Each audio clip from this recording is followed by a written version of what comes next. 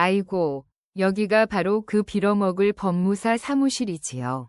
퀴퀴한 곰팡내와 묵은 종이 냄새가 코를 찌르는 이 좁은 공간에 나는 지금 앉아 있답니다.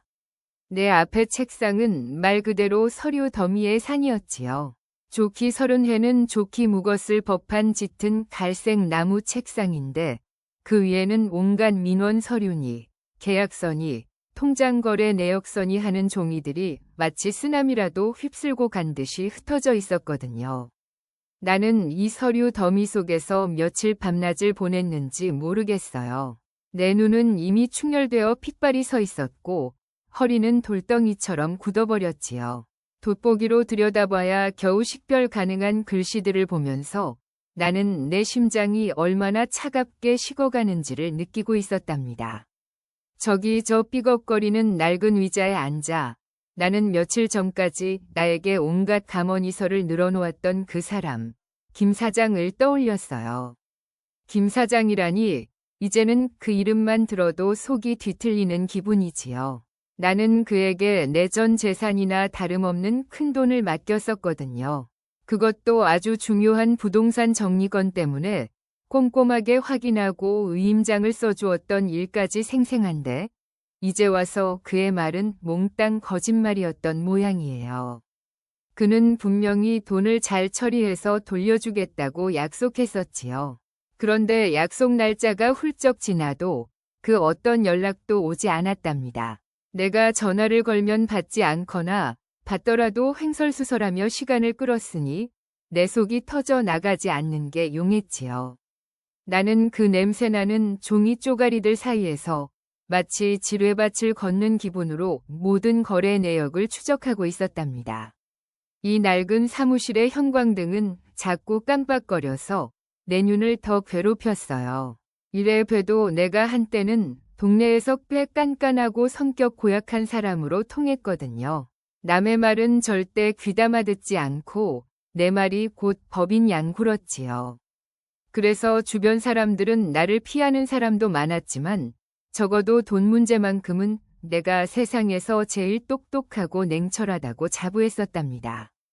그런데 지금 이 꼴이라니 내가 세상에서 제일 우둔하고 한심한 늙은이가 된 기분이었어요. 그 서류 더미를 손으로 쓸어내릴 때마다 나는 김 사장의 그 번지르르한 얼굴이 떠올랐답니다.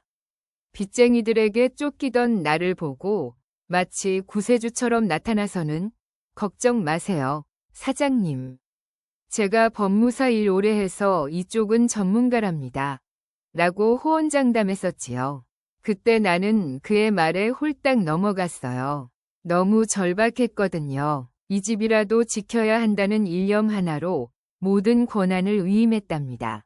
그의 서류철에 정리된 내 자금 이동 내역을 보면서 나는 그가 얼마나 교묘하게 돈을 빼돌렸는지를 짐작하고 있었어요. 마치 잘 짜인 거미줄에 걸린 나비처럼 나는 이제 이 끈적한 상황에서 벗어날 길이 없어 보였답니다.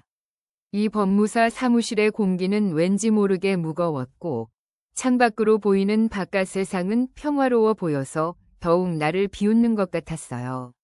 나는 이 모든 게 그의 악의적인 계획이었다고 확신했지요.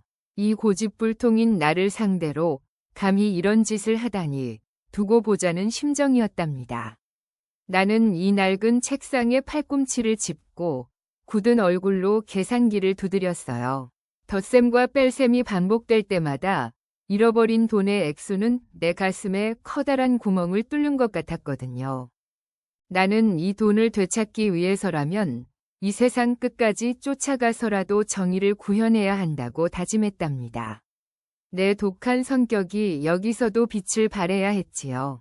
절대로 이대로 당하고만 있을 수는 없었답니다. 며칠 밤낮을 이 지긋지긋한 기록 더미와 씨름하며 나는 내 집에서도 잠을 이룰 수 없었지요. 내 좁고 오래된 아파트에는 희미한 달빛만 스며들고 있었답니다. 나는 거실 바닥에 신문지를 쫙 깔고 그 위에 김 사장에게서 받은 모든 복사본과 은행 거래 명세서를 펼쳐놓았어요. 이 지루하고 끝없는 작업을 하면서 나는 왜 그때 그 사람을 믿었는지 자책했답니다. 나는 평소에도 남의 호의를 쉽게 받아들이지 않는 성격이었는데 왜 유독 그 사람에게는 관대했는지 모르겠어요. 아마도 내 마음속 깊은 곳에 이제 늙어서 누군가에게 의지하고 싶은 나약한 부분이 있었던 게 아닐까 싶었지요. 나는 한때 잘 나갔던 사람이라고 자부했지만 현실은 녹록지 않았거든요. 이 모든 기록들 속에서 나는 김 사장이 마지막으로 처리했다고 보고한 서류를 샅샅이 뒤지기 시작했답니다. 그가 보냈던 이메일 로그, 팩스로 주고받은 서류들까지 전부 출력해서 하나하나 대조해 보았어요. 그의 주장은 이러했지요. 부동산 매각 대금 중 일부를 특정 재단에 기부했고 나머지 금액은 세금 문제로 묶여 있어 시간이 필요하다는 것이었어요. 나는 그 기부라는 단어에 특히 발끈했답니다. 내 돈을 가지고 생색을 내다니 이 얼마나 뻔뻔한 처사인가 싶었지요. 내가 가장 아끼던 돈이었는데 그걸 자기 멋대로 기부했다는 보고를 받았을 때 나는 거의 이성을 잃을 뻔했답니다. 나는 며칠 밤 동안 잠을 자지 않고 그가 언급했던 자선재단 위 이름까지 검색했어요. 이름은 멀쩡해 보였지만 그 재단의 활동 내역이나 실제 기부금 수령 실적 같은 것을 확인하기는 쉽지 않았답니다. 나는 그가 제출한 서류에 기재된 대로 그 재단에 직접 전화도 걸어봤지요. 그런데 전화를 받는 사람은 영뚱딴지 같은 소리만 하고 내가 원하는 정보는 절대 주지 않았어요. 그들의 응대는 너무나 형식적이고 마치 짜고 치는 고스톱 같았지요. 나는 이 모든 상황이 나를 바보로 만들려고 하는 정교한 사기극이라고 굳게 믿었답니다. 나는 차가운 냉수 한 잔을 들이켰어요. 이 모든 것을 뒤집어 놓기 전까지는 단 한숨도 편안히 잘 수 없을 것 같았거든요.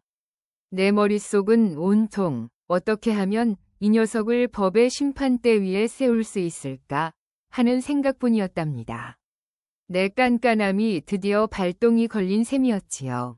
다시 법무사 사무실로 돌아왔을 때 나의 분노는 이미 임계점을 넘어선 상태였어요. 나는 김 사장이 제출한 서류 뭉치 중 가장 두껍고 중요한 자금 처리 내역 확인서를 책상 위에 콱 내려놓았답니다. 그 안에는 그가 가장 내세우던 증거물, 바로 기부금 영수증이 끼워져 있었어요. 나는 그 영수증을 집어들었지요. 빳빳한 종이에 인쇄된 영수증의 크기는 일반적인 세금 계산서보다 훨씬 컸답니다. 금액이 적힌 란을 보니 내 돈 중 상당액이 명시되어 있었고 그 옆에는 수신단체의 이름이 또렷하게 찍혀 있었지요. 나는 이 영수증이 그가 주장하는 기부 사실을 입증하는 핵심 증거물이자 동시에 그가 나를 속이기 위해 조작한 가짜 증거일 것이라 확신했어요. 나는 이 영수증을 손가락으로 톡톡 두드리며 김 사장이 얼마나 대담한 사람인지 곰곰이 생각해 보았답니다. 그는 아마 내가 이렇게까지 끈질기게 파고들 줄은 몰랐을 거예요. 보통 사람들이라면 이 정도 서류를 받으면 아, 정말 기부했구나 하고 넘어가기 십상이거든요. 나이 든 내가 돈 몇 푼 떼였다고 이리저리 뛰어다닐까 싶었을지도 모르지요. 나는 그가 내 고집과 성격을 얕잡아 봤다는 사실에 더욱 격분했답니다. 기부라니 웃기는 소리하고 있네. 내 돈을 내 멋대로 남의 주머니에 넣어주고 나한테는 텅 빈 손만 보여주려고 하는군. 나는 혼잣말을 중얼거렸지요. 내 목소리는 쉰 듯 거칠었고 이 좁은 사무실에 울려 퍼졌답니다. 내가 이 영수증을 뚫어져라 쳐다보는 순간 문득 그 재단에 찍인 도장, 이 평소 내가 보던 다른 법인 인감들과는 무언가 다르다는 느낌이 들었어요. 나는 재빨리 돋보기를 집어들고 찍인 부분을 확대했어요. 너무 희미하게 찍혀 있었답니다. 마치 잉크가 다 마른 상태에서 급하게 찍어낸 것처럼 인주위 테두리가 뭉개져 있었고 글자 안쪽이 텅 비어 보였거든요. 나는 이거다 싶었지요. 전형적인 위조의 흔적이라고 생각했답니다. 진짜 기부금 영수증이라면 이 정도로 흐릿하게 나올 리가 없었거든요. 그 단체의 정식 직인이 이렇게 허술할 리가 없다는 것이 내 판단이었어요. 나는 이 영수증이 가짜이고 김 사장이 이 서류를 위조하여 나를 속이고 자신의 사적인 용도로 돈을 썼다고 단정지었답니다. 내 머릿속에서는 이미 김 사장의 배신 행각이 너무나 선명하게 그려졌어요. 그는 아마 그 돈으로 빚을 갚았거나 다른 개인적인 투기에 썼을 것이 분명했지요. 내 얼굴은 분노로 붉게 달아올랐고 나는 이 영수증을 구겨버리고 싶은 충동을 겨우 참았어요. 이 종이 한 장이 바로 내 돈을 훔친 증거였으니까요. 나는 이 서류를 훼손하면 안 된다는 사실을 알았기에 조심스럽게 파일철에 다시 끼워 넣었답니다. 이 비참한 상황, 내가 세상에서 제일 믿었던 사람에게 배신당했다는 사실이 나를 짓눌렀어요. 나는 내가 가진 모든 지식과 경험을 동원해서 이 사기꾼을 법의 심판대 앞에 세워야 한다고 마음먹었지요. 더 이상 이 낡은 법무사 사무실의 책상 앞에서 혼자 끙끙 앓고 있을 수는 없다는 생각이 들었어요. 이 정도의 사기극이라면 이제는 전문가의 도움이 필요했지요. 나는 즉시 변호사 사무실을 물색하기 시작했어요. 부동산 관련 사기 사건을 전문으로 다룬다는 젊고 날카로운 변호사를 찾아냈답니다. 그의 사무실은 이 낡은 법무사 사무실과는 정반대로 통유리로 된 세련된 건물에 있었어요. 나는 그에게 모든 것을 맡기기로 결정하고 김 사장에 대한 철저한 응징을 맹세했답니다. 변호사를 만난 날, 나는 그에게 이 모든 서류들을 쏟아냈어요. 변호사 양반, 여기 이 서류들 잘 보시오. 저 김 사장이라는 자가 내 돈을 떼먹고 뻔뻔하게 기부 영수증을 내밀고 있단 말이오. 이건 명백한 사기요. 횡령이지요. 나는 목소리를 가다듬으며 말했답니다. 변호사는 능숙하게 서류들을 넘기더니 특히 기부 영수증에 주목했어요. 그는 내 말을 경청하면서도 감정적으로 동요하지 않는 모습이 참으로 인상적이었어요.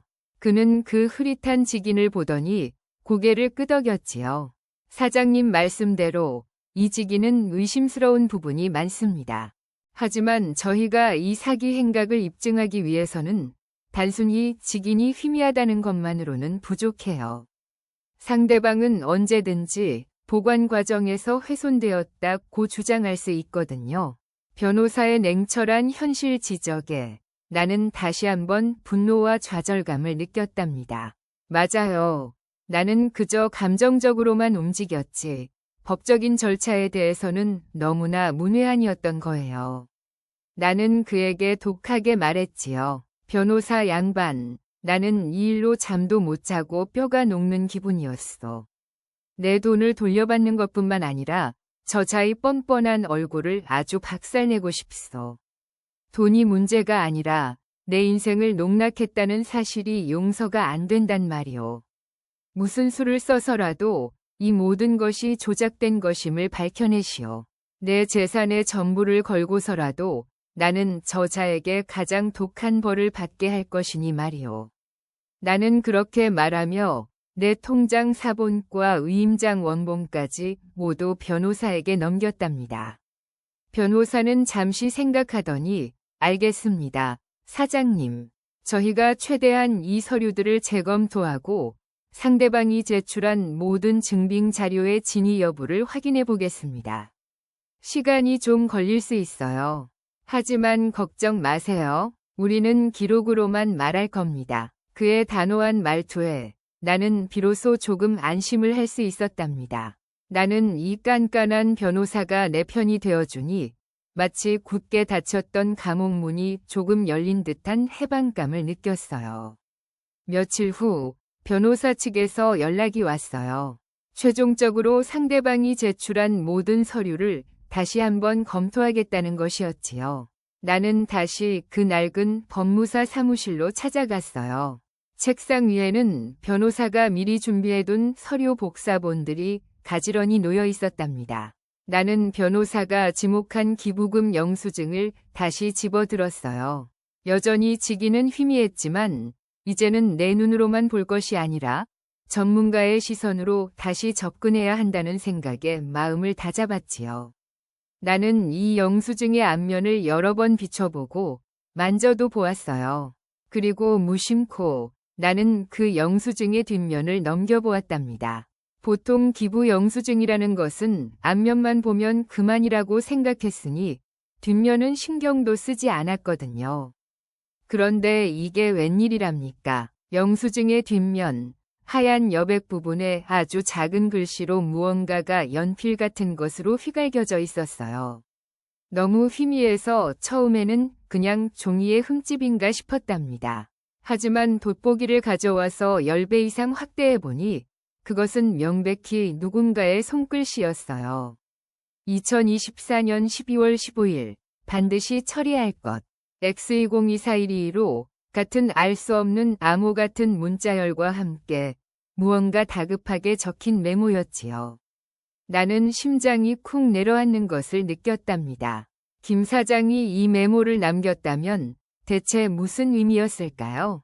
만약 이게 그가 돈을 빼돌린 것에 대한 일종의 기록이라면 나는 여전히 사기를 당한 것이 분명했어요. 반드시 처리할 것이라는 문구는 마치 죄책감에 시달리는 사람의 중얼거림 같았거든요. 나는 이 메모를 보면서 그가 나를 속였을 가능성과 혹은 무언가 나에게 전달하려 했던 숨겨진 메시지일 가능성 사이에서 혼란에 빠졌답니다. 내 머릿속은 엉키고 설켜서 이제 무엇이 진실인지조차 분간하기 어려워졌어요. 이 모든 것이 너무나 복잡하게 꼬여 있었지요. 결국 나는 이 증거를 가지고 법정에서 김 사장을 만나기로 했답니다. 변호사는 너무 감정적으로 대응하면 안 된다고 신신당부했지만 내 성격이 그런 것을 어떻게 하겠어요. 법정 문이 열리고 김 사장이 들어서는 순간 나는 그를 향해 맹렬히 돌진했어요. 내 얼굴은 분노로 일그러져 있었고 평소에 꾹꾹 눌러 담았던 모든 서러움과 배신감이 폭발하고 있었답니다. 야, 김 사장, 이 염치 없는 놈아, 네가 이럴 수가 있느냐? 나는 법정의 엄숙함 따위는 아랑곳하지 않고 소리쳤어요. 내 목소리는 쩌렁쩌렁 울려 퍼졌지요. 내가 내 놈을 얼마나 믿었는지 알기나 해. 내 노후 자금이었단 말이다. 그런데 네가 이따위 기부 영수증을 나한테 들이밀면서 나를 바보로 만들려고 했지. 그 흐릿한 도장이 다 뭐냐? 위조범주 아니냐고. 네가 그 돈을 가지고 어디 가서 밥은 먹고 다니는지 보자. 나는 그가 제출한 서류 뭉치를 탁자 위에 내동댕이 치며 비난했답니다. 김 사장은 처음에는 당황하는 기색이 역력했지만 이내 얼굴이 굳어지더니 나를 싸늘하게 바라보았어요. 그의 눈빛은 나를 멸시하는 듯했고 그 모습이 나를 더욱 자극했지요. 나이 든 분이 왜 이렇게 흥분하십니까? 제가 모든 절차를 법대로 처리했다고 하지 않았습니까? 변호사와도 상담하셨다고 들었는데 제가 무슨 잘못을 했는지 정확히 말씀해 주시죠. 그의 목소리에는 전혀 죄책감이라고는 찾아볼 수 없었답니다. 오히려 내가 무례한 사람인 양 몰아가는 듯한 태도였지요. 나는 그의 뻔뻔함에 치가 떨렸지만 변호사의 재지로 더 이상 소란을 피울 수는 없었어요. 나는 씩씩거리며 자리에 앉았지만 내 안의 분노는 쉽게 가라앉지 않았답니다. 이 모든 것이 그의 교활함과 배신감으로 가득 찬 증거라고 나는 곧게 믿고 있었지요. 결국 변호사의 조언에 따라 우리는 김 사장의 사무실을 찾아가기로 했어요.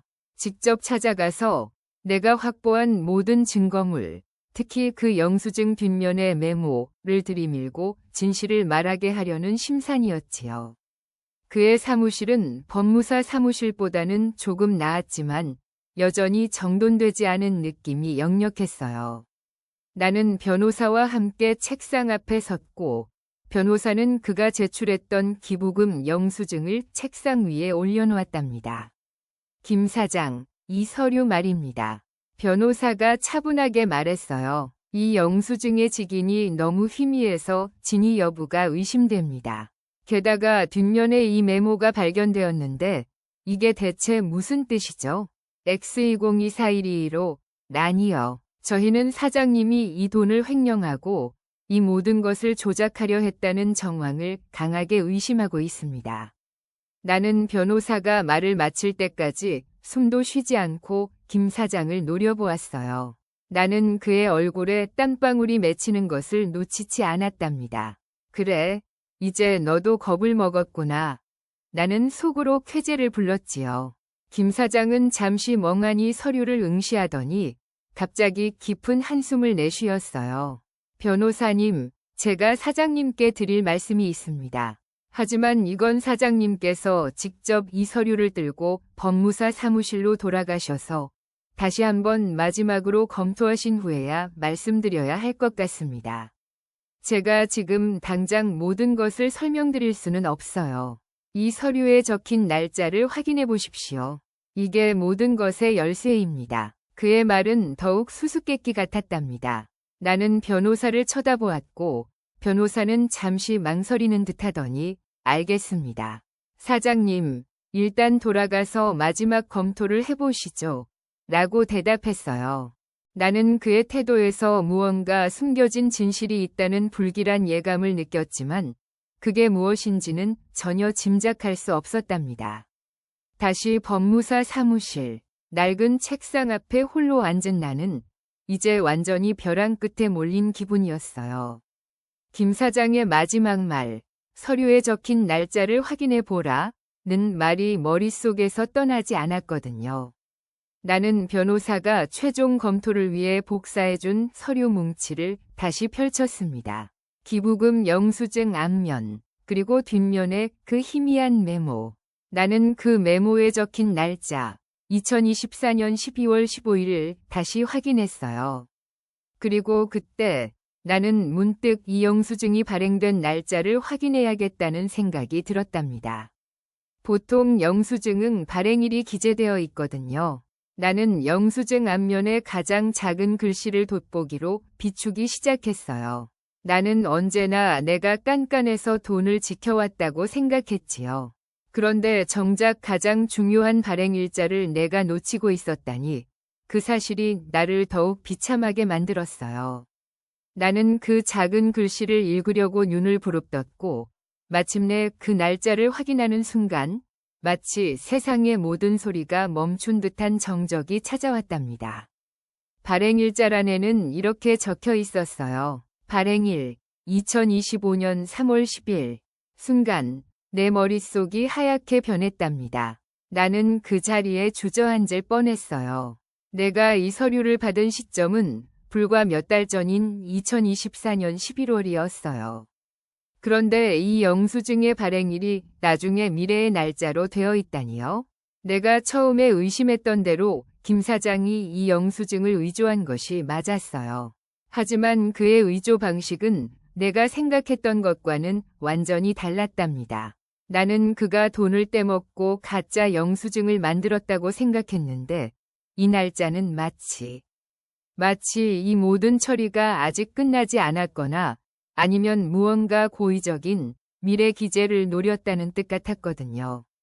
이 날짜를 확인하는 순간 내가 그를 향해 퍼부었던 모든 독설과 맹비난이 부메랑처럼 나에게 되돌아오는 것 같았어요. 나는 그를 사기꾼, 배신자로 몰아세웠는데 만약 이 날짜가 어떤 중요한 의미를 담고 있다면 나는 그가 나를 속였다는 확신이 순식간에 흔들리기 시작했답니다. 이 영수증은 의조된 것이 맞지만 그 의조의 목적이 내가 생각한 것과 달랐을 수 있다는 가능성이 솟구쳐 올랐어요. 나는 거친 숨을 몰아쉬며 다시 뒷면의 메모를 보았어요. 2024년 12월 15일 반드시 처리할 것. 그리고 발행일 2025년 3월 10일. 이 두 날짜의 간극과 그가 말했던 모든 상황들이 머릿속에서 뒤섞이기 시작했답니다. 나는 너무 당황해서 그 자리에 주저앉아 버렸어요.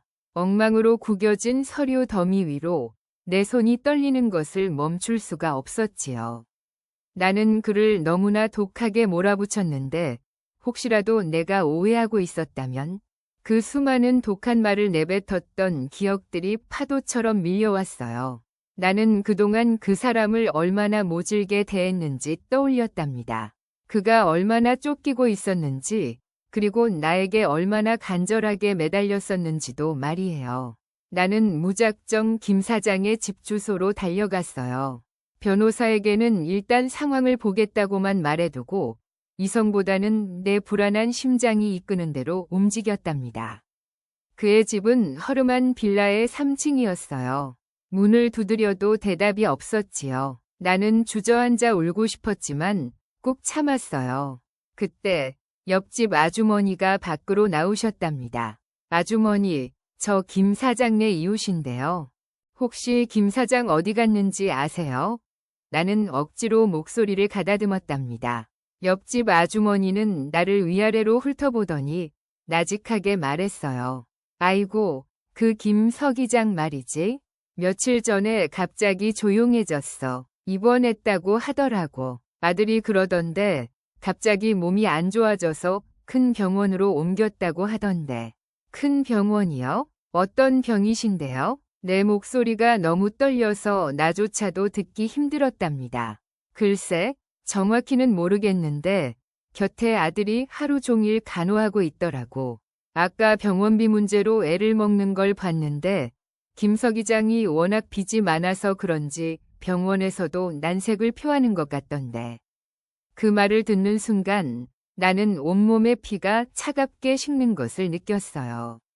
병원, 그리고 병원비. 그때 내 머릿속에서 모든 조각들이 맞춰지기 시작했답니다. 기부 영수증에 미래 날짜와 뒷면에 반드시 처리할 것이라는 메모, 그리고 그가 빚에 쫓기던 상황. 김 사장은 내 돈을 떼먹으려 한 것이 아니었어요. 그는 아마도 자신의 투병 사실을 숨기고 나의 자금을 안전하게 처리하여 나중에 돌려주려 했던 것 같았지요. 하지만 그의 병세가 급격히 나빠지면서 그 나중이 오지 못했던 것이고요. 그가 말했던 기부라는 것도 아마도 자신의 빚을 정리하거나 혹은 병원비가 아닌 다른 목적으로 사용될 수도 있는 자금 흐름을 위장하기 위한 임시방편이었을지도 모르겠어요. 그가 2025년 3월 10일로 발행일을 기재한 것은 아마도 그가 이 모든 복잡한 상황, 자신의 병과 부채를 정리하고 나에게 돈을 돌려줄 수 있다고 예상했던 시점이 아니었을까 싶었답니다. 그는 자신의 투병 사실을 나에게 알리지 않으려 했어요. 내가 깐깐하고 모질다는 것을 알았기 때문에 만약 내가 그의 투병을 알았다면 아마도 그를 벼랑 끝으로 몰아세우거나 혹은 그를 보호해주기보다는 내 돈부터 챙기려 들 것이라고 생각했을지도 모르지요. 나는 그가 나를 불신했던 것이 아니라 오히려 나를 지키기 위해 자신의 모든 것을 희생하고 있었던 것은 아닐까 하는 생각에 가슴이 미어지는 것 같았답니다. 나는 그 자리에서 무릎을 꿇고 싶었어요. 나는 그 사람에게 사기꾼이라고 소리쳤고 그의 인격을 짓밟았으며 그를 세상에서 가장 비열한 인간으로 몰아붙였답니다. 그런데 그 모든 증거들이 사실은 그의 고독하고 처절한 사투의 흔적들이었던 것이지요. 나는 그 낡은 법무사 사무실로 다시 돌아와 그 기부 영수증을 들고 바닥에 주저앉았어요. 내 손으로 움켜쥔 영수증은 더 이상 위조의 증거가 아니라 그의 마지막 진심이 담긴 편지처럼 느껴졌답니다. 내가 이랬구나. 이 못난 늙은이가. 나는 흐느끼기 시작했어요. 억눌렀던 모든 감정이 폭발하는 순간이었지요. 어떻게 나한테 이럴 수가 있니? 네가 얼마나 힘들었으면, 네가 아팠는데도 나한테 말 한마디 못하고 나 때문에 네가 이렇게까지 해야 했구나. 내 울음소리는 엉엉거리는 소리로 변했고 나는 얼굴을 부여잡고 땅을 치며 통곡했어요. 그동안 내가 쌓아온 깐깐함과 냉철함이 이 순간에는 아무런 쓸모도 없었답니다. 내가 그를 몰아붙였던 그 모든 말들이 마치 칼날이 되어 내 심장을 찔렀어요. 나는 그의 희생을 전혀 알아차리지 못하고 내 돈만 생각했던 이기적인 인간이었던 거예요. 내 독한 성격 때문에 그는 자신의 가장 아픈 진실까지 숨겨야 했을 테니 그 고통이 얼마나 컸을까요? 나는 흐르는 눈물 때문에 앞이 보이지 않았지만 그 눈물이 나를 정화시키는 것 같았어요.